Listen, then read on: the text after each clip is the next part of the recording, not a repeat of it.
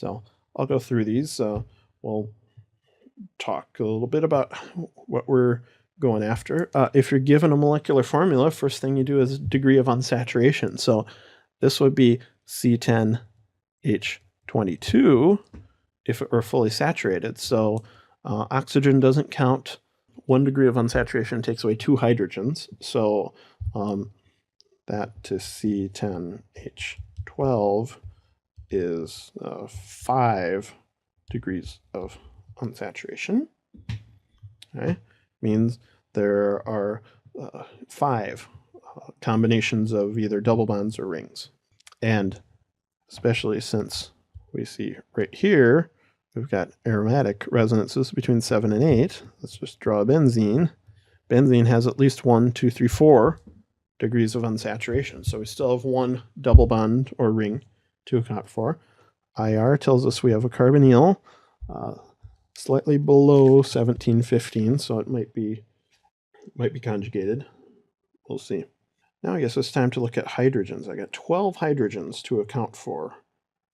Let's just start by assuming, I mean, we don't have too much going on here. Let's start by assuming that we're mono substituted on the benzene. That gives us 5 H's already.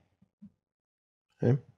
Might be a little hard for you to see, but this is a quartet and that's a triplet. That is a classic pattern for an ethyl group, right? Because the quartet has 3 hydrogens next to it. The triplet has 2 hydrogens next to it. Okay. So if that's 2 and that's 3, this one also looks like it's 2, right? So 2 H's, 3 H's, right? Just based on that distance there. What does that add us up to? 2 and 3 is 5 and 5 is 10. Then that has to be 2 to give us 12. So that's an exercise you can do to get things added up, right? So here I have 2 hydrogens. It's a singlet, so they are isolated.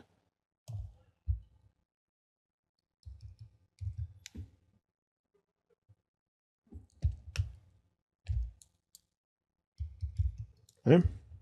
So I've got 3 molecule fragments. I've got benzene,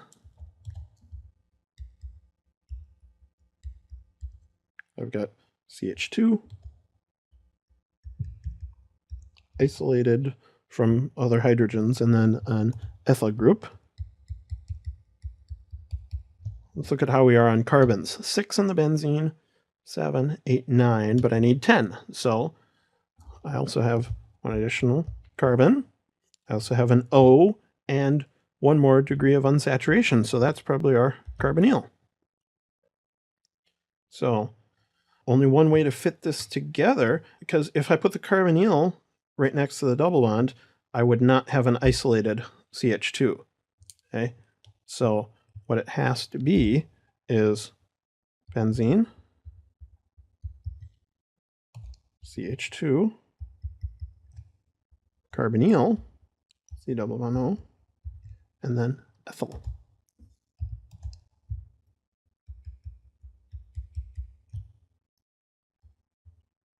So it has to be. Let's double check our chemical shifts. Benzene is benzene. The triplet is this CH3, pretty normal. Quartet, CH2, that between 2 and 3 is normal for next to a carbonyl. The singlet is deshielded by the carbonyl and by the benzene ring, so between 3 and 4. So that works for that compound. It's for fun, let's name this.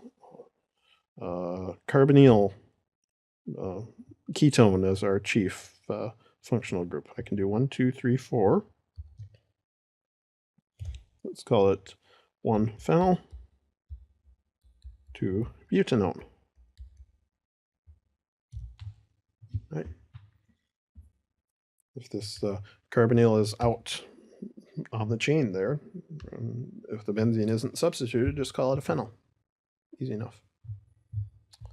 All right, C6H12O3. C6H14 would be saturated, so 1 degree of unsaturation. So 1 double bond or 1 ring is it. Normal carbonyl, but 3 oxygens. So So that's interesting. 6 carbons, 12 hydrogens. All right, let's look at our splitting patterns. Only 1, 2, 3, only 4 different types of hydrogens. This one's a triplet. So it's got 2 H's next to it. This one is a doublet. There. This one is a doublet, so it has just 1 H next to it. So CH is a triplet, CH2 is a doublet. Okay? So that's interesting. Let's fill in the remaining valences then. CH2 will have just 1 bond. The CH will have 2 bonds. So that's kind of interesting.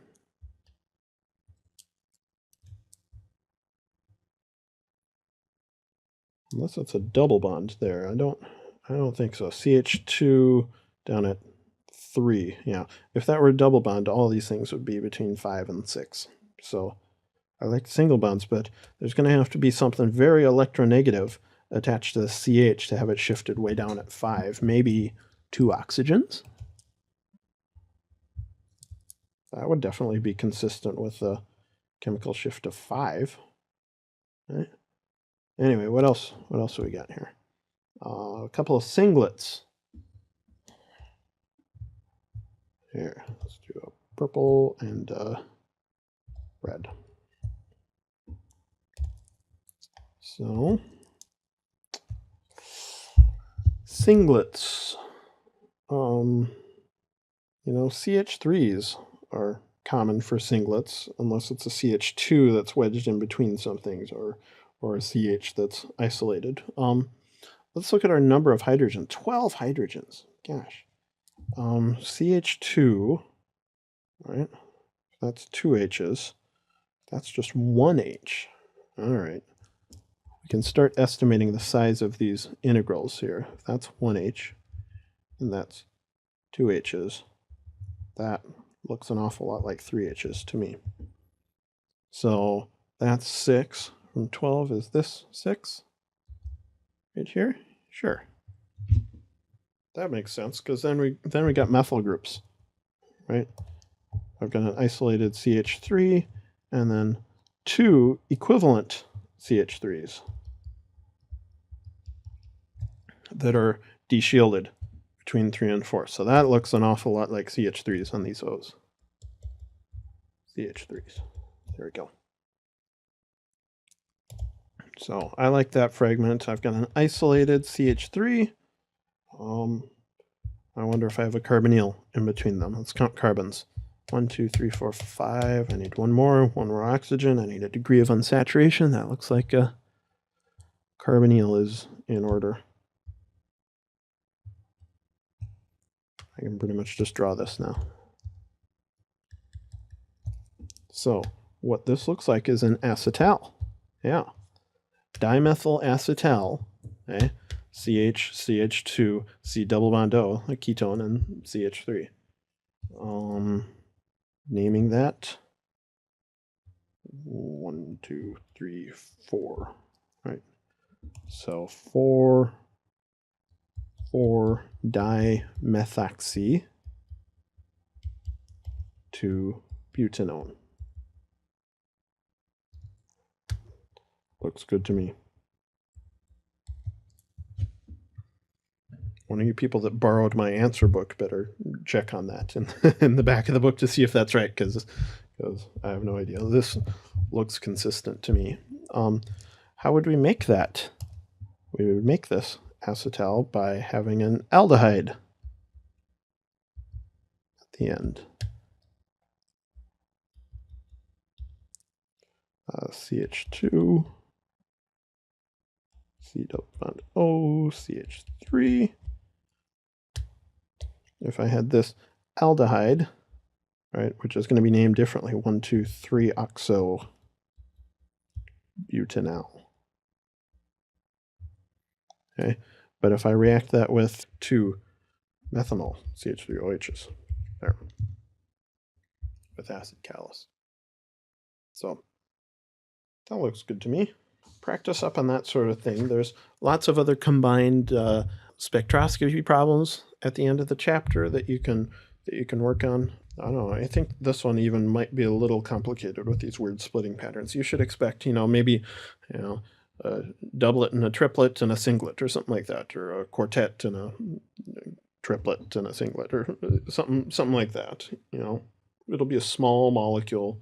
If you know the rules about adjacent hydrogens doing the splitting, then I think it'll be fine. So practice up on some multi-step synthesis, practice up on some spectroscopy, do those mechanisms, especially the ones that we drew here today. Make sure you're able to reproduce those or apply what you knew about those mechanisms to another very similar reaction.